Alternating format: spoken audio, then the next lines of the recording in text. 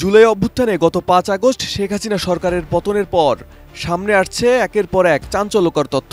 শেখ হাসিনার ছত্রছায়ায় দেড় যুগের আওয়ামী শাসনামলে দলটির এমপি মন্ত্রী ও হাসিনার ঘনিষ্ঠজনদের দুর্নীতি আর লুটপাট ছিল চোখে পড়ার মতো। রাতারাতি আঙুল ফুলে কলাগাছ বনে গেছেন এক একজন। দেশের টাকা পাচার করে সম্পদ গড়েছেন ইউরোপ আমেরিকা সহ বিভিন্ন দেশে। সম্প্রতি যুক্তরাজ্যের সংবাদ মাধ্যম দ্য গার্ডিয়ান একটি অনুসন্ধানী প্রতিবেদন প্রকাশ করে। সেখানে বলা হয়, প্রধানমন্ত্রীর ঘনিষ্ঠ বলয়ের মধ্যে থাকা সাবেক মন্ত্রী এমপি সহ বেশ কয়েকজনের যুক্তরাজ্যে বিপুল সম্পত্তির সন্ধান পাওয়া গেছে। সেখানে তারা ৪০ কোটি পাউন্ড বা বাংলাদেশি টাকায় প্রায় ৬,০০০ কোটি টাকার বেশি পরিমাণ অর্থ আবাসন খাতে বিনিয়োগ করেছেন। আর এই অর্থের পুরোটাই বাংলাদেশ থেকে পাচার করা হয়েছে। প্রতিবেদনে বলা হয়েছে, যুক্তরাজ্যে শেখ হাসিনার ঘনিষ্ঠ ব্যক্তিদের নামে প্রায় ৩৫০টি বিলাসবহুল সম্পত্তি পাওয়া গেছে। এর মধ্যে রয়েছে ফ্ল্যাট, বিশাল অট্টালিকা এবং অন্যান্য দামি সম্পত্তি। জানা গেছে, এই সম্পত্তিগুলোর বেশিরভাগই অফশোর কোম্পানির মাধ্যমে কেনা হয়েছে এবং মূলত এসব অর্থ বাংলাদেশ থেকেই পাচার করা হয়েছে। আপনি কি হার্টের সমস্যা নিয়ে দুশ্চিন্তাগ্রস্ত? স্বল্প খরচে হার্টকে ভালো রাখার সহজ উপায় মাতৃভূমি হার্ট কেয়ারে। পাচারকারীদের মধ্যে অন্যতম হল সাবেক প্রধানমন্ত্রীর বেসরকারি শিল্প ও বিনিয়োগ বিষয়ক উপদেষ্টা সালমান এফ রহমান, যিনি বর্তমানে দেশে কারাবন্দী অবস্থায় রয়েছেন।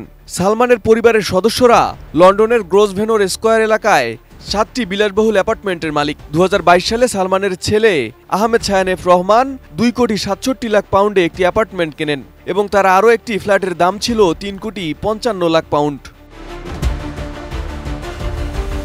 এছাড়া সম্প্রতি আল জাজিরার অনুসন্ধানে সাবেক ভূমিমন্ত্রী সাইফুজ্জামান চৌধুরীর মিলিয়ন ডলারের সম্পদ মিলেছে। আওয়ামী লীগের সাবেক এই এমপি শুধু যুক্তরাজ্যে ৩৬০টি বাড়ির মালিক। এর বেশিরভাগই বার্কলি গ্রুপের মতো শীর্ষস্থানীয় নির্মাতা প্রতিষ্ঠান থেকে কেনা। বাড়িগুলোর বর্তমান বাজার মূল্য ৩২ কোটি ডলার। বাংলাদেশি টাকায় এই অর্থের পরিমাণ দাঁড়ায় ৩,৮২৪ কোটি টাকার বেশি। এর বাইরে যুক্তরাষ্ট্র ও দুবাইয়েও তার সম্পদ রয়েছে। সাইফুজ্জামান চৌধুরীর বিরুদ্ধে আগেও আন্তর্জাতিক পর্যায়ে অভিযোগ উঠেছিল, যদিও শেখ হাসিনা সরকার সেগুলো আমলে নেয়নি। তবে সম্প্রতি তার বিরুদ্ধে দুর্নীতি দমন কমিশন তদন্ত শুরু করেছে। নাসা গ্রুপের চেয়ারম্যান নজরুল ইসলাম মজুমদারেরও নাম উঠে এসেছে এই প্রতিবেদনে, যিনি লন্ডনে ৩,৮০,০০,০০০ পাউন্ডের 5টি সম্পত্তি কিনেছেন। আওয়ামী লীগ সরকার পতনের পর দেশ পরিচালনার দায়িত্ব পায় অন্তর্বর্তী সরকার। শান্তিতে নোবেল বিজয়ী অর্থনীতিবিদ ডক্টর মোহাম্মদ ইউনূসের নেতৃত্বে গঠিত অন্তর্বর্তী সরকার দায়িত্ব নেওয়ার পর থেকে নানা সংস্কার কাজে হাত দিয়েছে। এছাড়া আওয়ামী লীগ সরকারের সময় দুর্নীতির কারণে হারিয়ে যাওয়া অর্থ পুনরুদ্ধারের চেষ্টা করছে। ইতোমধ্যে বিগত সরকারের অনেক মন্ত্রী এমপি থেকে শুরু করে রাজনৈতিক ব্যক্তিত্ব নন এমন অনেকেরও বিপুল সম্পদের খবর গণমাধ্যমে এসেছে। তাদের অনেকে বিপুল টাকা বিদেশে পাচার করেছেন। পাচার করা সেই অর্থই ফিরিয়ে আনার চেষ্টা করছে ডক্টর ইউনূসের নেতৃত্বাধীন অন্তর্বর্তী সরকার।